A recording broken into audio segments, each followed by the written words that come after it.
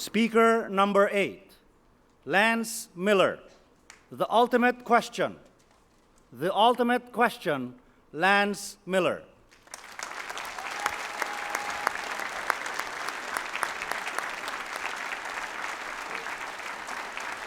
Thank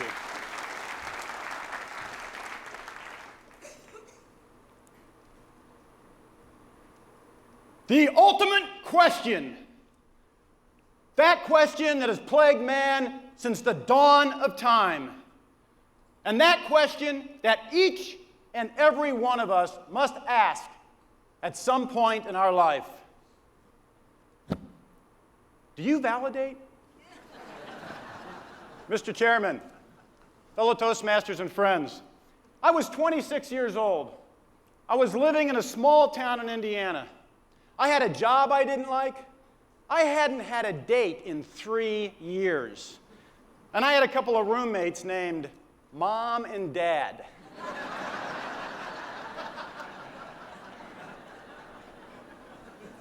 I felt like my life was going nowhere.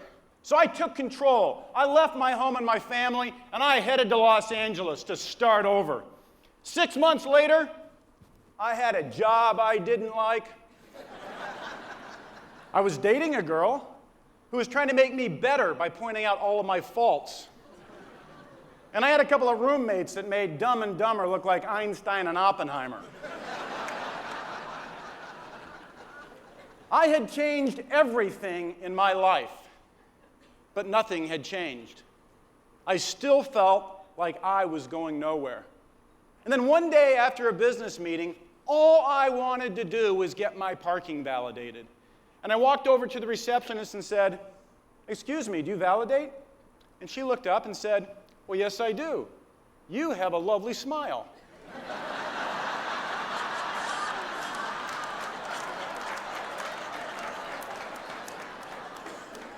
Showing her the ticket, I said, "No, I was just in a meeting with your boss. Do you validate?" And she said, "Well, let me compliment you on what a fine choice of business associates you have." Catching on, I said, "You have such a keen sense of humor. I'm going to go tell your boss how lucky he is to have you out here." And she goes, "Give me that ticket." She took her little machine and she went, cha-chink. And then as she handed it back, she looked at me and she said, "There's something special about you." I took the ticket and headed for the elevator. But I stopped. I turned around and just said, "Thank you." I don't know how long it had been since I'd felt validated. Her words stayed with me all the way home. And as I was looking at my life, I started to wonder how long it had been since I'd validated somebody else. I wanted to do that. I wanted to make people feel good. But I felt that I needed to be important. I needed to be successful, so that when I said something to somebody, it meant something to them. But that receptionist had just made my day. Heck, she made my month. With one little cha-chink, she stamped my ticket. And I thought, I can do that. So I went home to see Dumb and Dumber. These guys were constantly bringing people back to the apartment. It was driving me nuts. But I went in and I said, "You make friends faster than anybody I've ever seen. And that is a gift." To see their faces, I swear they got smarter right before my eyes. Cha-chink. I went to see my girlfriend, and I thanked her for caring enough about me that she wanted to see me be as good as I could be. You know what? She got nicer. Cha-chink.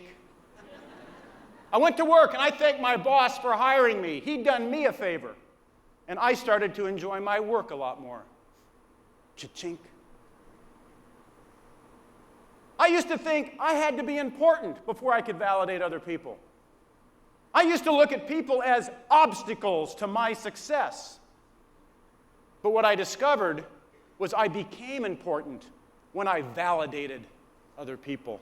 I became important to that person and that person. People were the pathway to my success.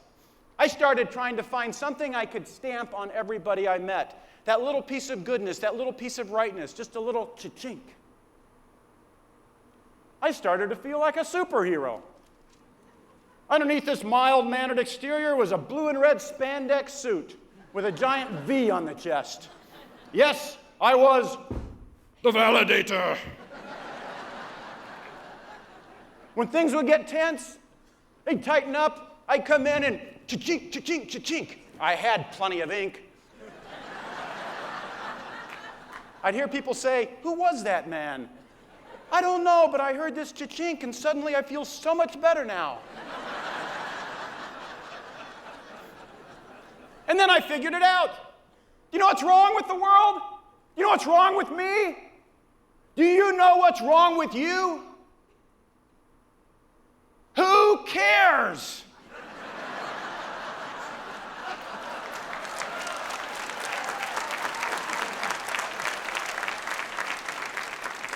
The question is, what is right with the world? What is right with me? What is right with you? The common denominator of all humanity is the fact that we are human.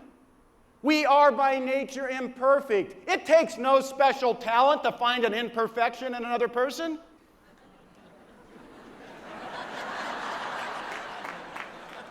But every person goes through life wanting to be right, wanting to be valuable. Find that. Bring it out in them. I started to discover in my life that I got what I validated. I found out that I brought out the goodness, the value in others by validating that. We have a lot of problems in this world, but I've learned that there is not a problem that exists between a parent and a child, between a husband and a wife, between a worker and his employer, or between races, cultures, or nations that does not stem directly from an inability or an unwillingness to validate the rightness, the value, and the goodness in another. This is the ultimate question. Do you validate? But this is not what's important. What's important is, can you Can you Can you You've been a great audience.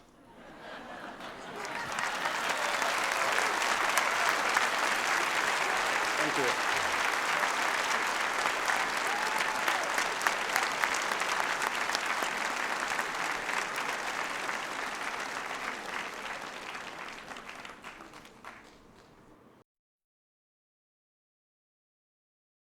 Our next speaker was Lance Miller. Lance.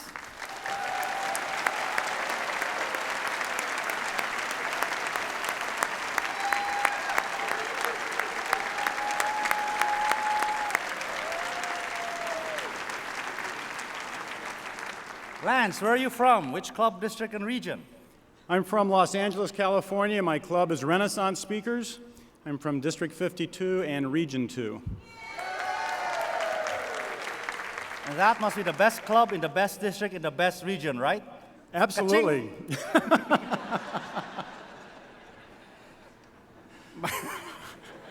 It's cha-ching. Cha-ching. All these foreign languages.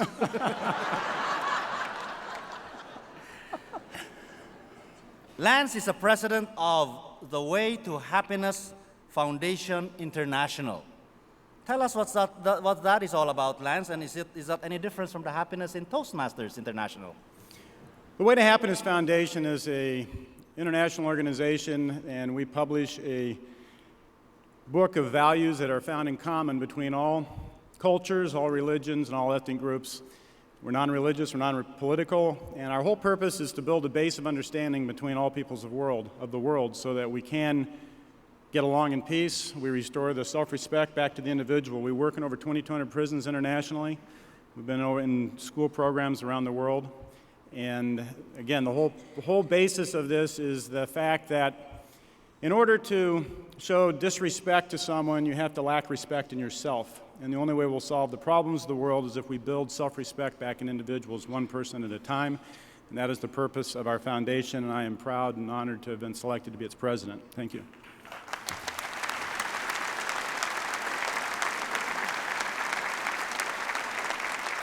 Lance has a lot of very interesting, notable accomplishments. The first one is that he survived 5 sisters.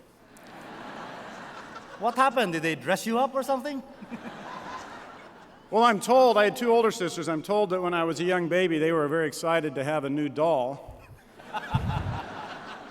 But at one point, I grasped a hold of someone's hair, and they didn't like this doll that had its own mind and wouldn't let go.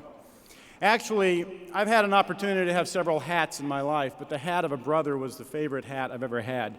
I had a wonderful time with my sisters. It was nice that I could make up for the 5 brothers that I didn't have. But we had a great time together and still do to this day.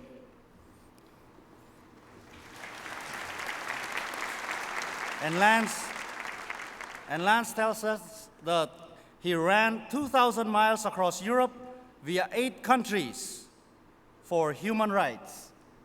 Am I right, Lance? Yes, you are correct. And is running the 2,000 miles easier than running for office in Toastmasters? Well, it's certainly different. To explain that, I have to go back just a little bit. In 1984, I worked for the Los Angeles Olympic Organizing Committee. And that was really a defining moment in my life because I watched people from all around the world come together in peace and cooperation. I watched a city as large and diverse as Los Angeles for those 2.5 weeks that summer work flawlessly. People were actually working on a level to make sure that as a society we all functioned. And as I went back into corporate America, I was really missing something in my life because that was the level of game I wanted to play. And I realized that we can do this. In the mid-90s, there were a few select individuals in a few select countries in Europe that were passing laws that were outlawing religions, they were outlawing individuals from holding bank accounts and state jobs based on their ethnic background. And I was asked to lead a team of 10 runners promoting the Universal Declaration of Human Rights. And we ran 8 countries, we ran about 80 miles a day. We met with members of parliament, we pulled the other groups together, and I'm proud to say that after about 5 years of organizing and running those marathons, we brought enough public awareness to that to get most of those laws changed.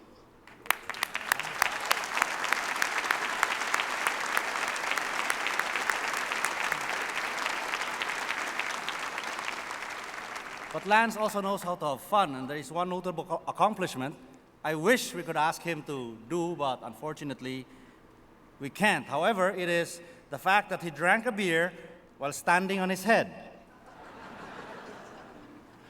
How did you do that? Well, it was interesting. It was my senior year in college. I had taken 6 guys that didn't know how to sail on a charter boat and a sailboat, of which I was the captain of in the Bahamas, and we were in this little island in this little bar out in the middle of nowhere, and I looked over in the corner and there's a guy standing on his head drinking a beer. And I go, how can you do that? So I had to try it, and I realized you could. It's the defining things that set you apart from the masses that you have to come up with some identity for yourself. Okay? And at that point, that was like the apex of my differentiation from the masses, was that I could be at a party and I could stand on my head and drink a beer, and I became known for that. It actually works, and I suggest that all of you this afternoon give it a try.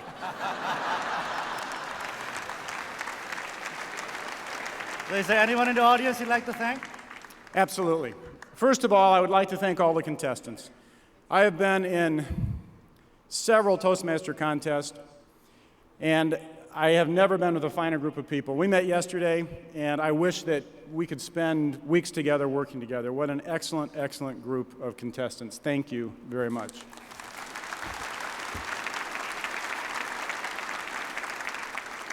Next, I'd like to thank the support I got from Region 2, specifically my home district, District 52, Founders District, District 1, District 33, all the clubs that I called up at the last minute and said, please, can I come speak before your club? And they fit me in. They gave me the feedback. It was phenomenal. I'd like to thank my own club. I can't tell you the amount of support. Anybody who thinks you come up here on your own is mistaken. This is a group effort. There's no question about it. My own club, Ray Corns, was getting up at 6 o'clock in the morning, sometimes 4:30 in the morning to hit 6:30 club meetings, was out till 11 o'clock at night with me. He was my one stable coach throughout my entire speaking. Michael Bryan, who videoed most of my speeches so I get the feedback back on it, and Kathy Oliver and Roberta Perry, who organized support within my club. And lastly, I'd like to thank three people. First and most off is my wife, who without her support I wouldn't be here, who was extremely understanding with me not being home for hours which seemed weeks on time, and is also the originator of my tie. And she also arranged a tremendous surprise for me, and one that absolutely has made my day. She arranged for my parents to be here today, to my surprise, as they knocked on my door last night. And I would like to thank my mother and father.